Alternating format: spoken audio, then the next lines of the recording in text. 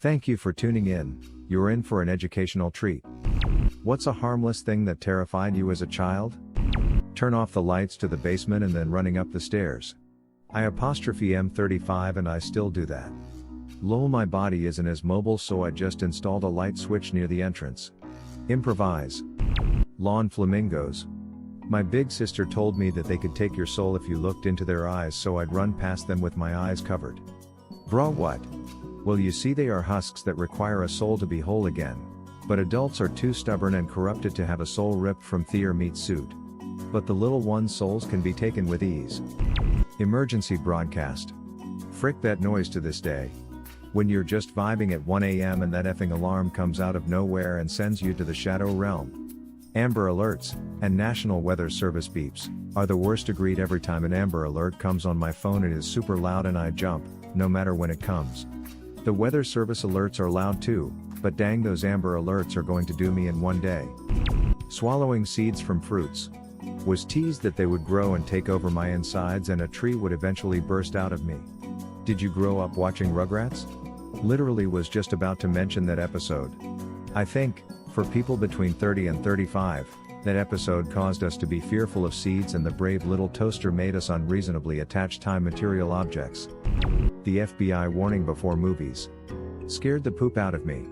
I was terrified of the glowing lights coming out of the earth during the Universal theme song Unleash the Kraken. Sharks in the swimming pool. Could be 3 feet deep and I was still terrified. Jaws was just gonna leave only my trunks floating in the water. Lol, you ever floated in a pool while closing your eyes and then your brain is like, imagine if this was the ocean, and you jolt to open your eyes to remind yourself you're not. And then you drifted to the part where your feet can't touch the bottom and you're really fricked? Old televisions, right after you turned them off, they would glow for a bit. That's when the monsters could come out of the TV and get you.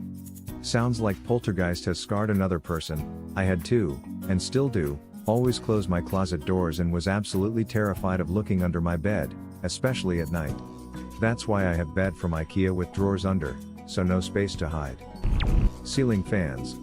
I was afraid that it would come off the ceiling still spinning and chop me up like a helicopter blades.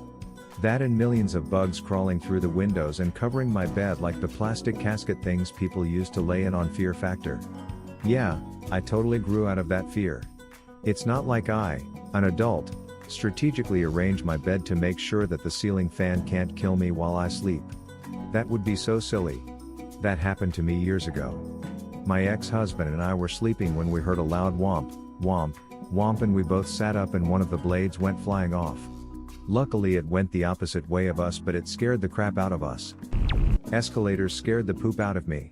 Trying desperately to fit within a rectangle before it becomes a step, jumping off of them at the end to avoid being sucked down into oblivion. And there was 1 or 2 anecdotal stories from the news to convince me that they were, in fact, killers. My mom always emphasized the dangers of escalators so that I would be cautious and hold her hand, but she tended to use graphic descriptions of like how it would suck my hair and if I fell down it and then they wouldn't be able to get me out, so I found them disproportionately terrifying. Now as a 34-year-old woman, I avoid down escalators unless I absolutely have to use them, and then it takes me a minute to psych myself up to step on. It's basically the embodiment of that David Mitchell quote, "The trouble is that some children are timorous and some children are reckless, and in order to save the lives of reckless children, warnings are calibrated for their safety, the result of which is that the timorous live in a state of perpetual terror." What I needed to be told is, you know what? Most days, you won't die. It's fine. Quicksand. It's 2020, I think quicksand is a legit concern for me at this point. Actually, in 2020, I think you'll probably have a lot of bigger problems to worry about. Double quicksand? So here are some weird things I was afraid of for literally no reason, and what I did about them. 1. That someone would stab me in the back in the night. I had a big stuffed bear I slept with on my back, his arms tucked under my armpits. He was Bagel and his job was to give his life for mine. 2. I was terrified we'd suddenly have to run in the middle of the night, I never knew from what.